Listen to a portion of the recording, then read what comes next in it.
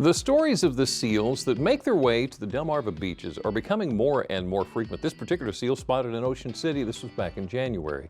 Now, when a seal hauls out like this, there's a lot that has to happen to keep it safe, and that's where you come in as part of the Seal Steward program. With us this afternoon, I'd like to introduce to you Sandi Smith with the Maryland Coastal Bays program. Thank you so much for joining us today. You.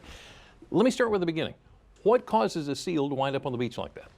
Well, these seals in Ocean City usually are traveling, and they're basically tired or sick.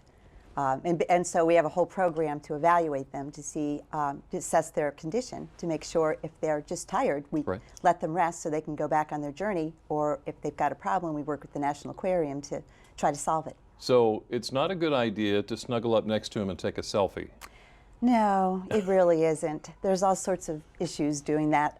They're cute. They're the little sea puppies of the seas, like we like to call them, and we look at them. And most of our visitors are juveniles, but they're also, I think the aquarium likes to call them the raccoons of the sea. They carry all sorts of zoonotic diseases, everything from herpes to influenza. Oh my. Yeah, so as cute as they look, it's not, you know, that fantasy. I can resolve your fantasy of wanting that little baby seal in your bathtub. Right. And also I laugh really hard because they are very stinky.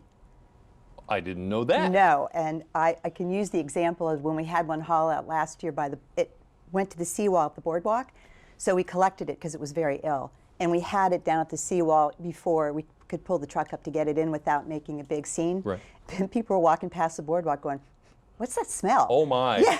Oh my goodness, they noticed. We just kind of sat there like, oh, I don't know. So is there a distance that you consider a good distance to keep away from a... Yeah, actually it's a law. It's a federal law that you need to keep at least 50 yards from them, 150 feet. So it's 4 car lengths if you need to put it in perspective. Clear them out. Watch out for that. Okay.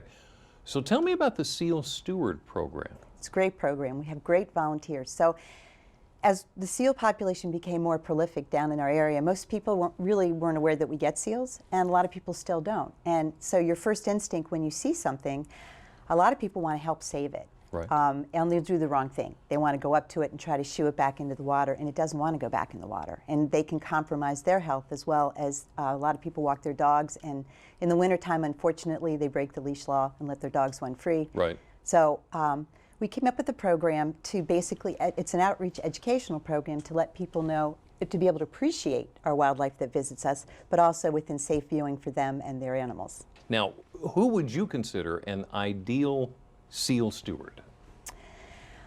Anybody that is willing to stand out in the cold for 2 hours and loves to talk to people and likes to take direction, because the aquarium gives us the talking points, like the species of the seals. We get 4 different types of seals that come down here and the conditions, and try to educate people in a happy way. And also the ideal person has to understand they're not an enforcement person. Every once in a while we'll get somebody that wants to walk through we sanction off where the seal is. And every once in a while we'll get somebody that doesn't want to walk around and kind of gets cranky about it. And you know, it's just one of those, you have to be a little diplomatic, because we're, proud to be protecting seals, but we're also not out there as law enforcement. So it's just, you're helping protect the seal, but within limits. Yeah, within a little finesse. So you have training coming up. Yes, we do. It's open to anybody that's, interested in the program.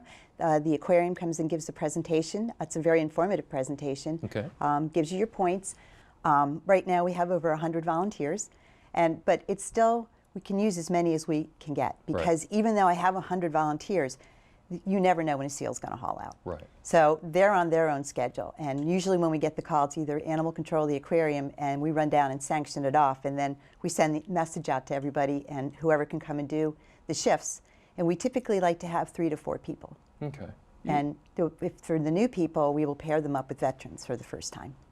You really like what you do, don't you? I love what I do. It shows. Well, I have my moments, but with anything, with wildlife, it's you have your great stories, and then you have those stories that just something happens and you can't let it go. Yeah. And the people so what I do with Coastal Bays is a Seal Steward program. I also volunteer for the National Aquarium as a first responder, which makes hand in hand, makes it really a good catch with the seals. But and I work with great people at the aquarium as well as my coworkers. But that part I love. But the hard part is when you have to collect them. That's just tough. because you know you're taking somebody and they think that, you know, I always tell my volunteers that have to watch it, I'm like, okay, you got to remember he thinks that we're going to eat him, you know, and that's the hard part. So that part I don't love, but I love the happy endings. Sandi, thank you for what you do. Thank you. It's absolutely magnificent. Sandi Thanks. Smith, Maryland Coastal Base Program. Wonderful talking to you this afternoon. Thank you very much.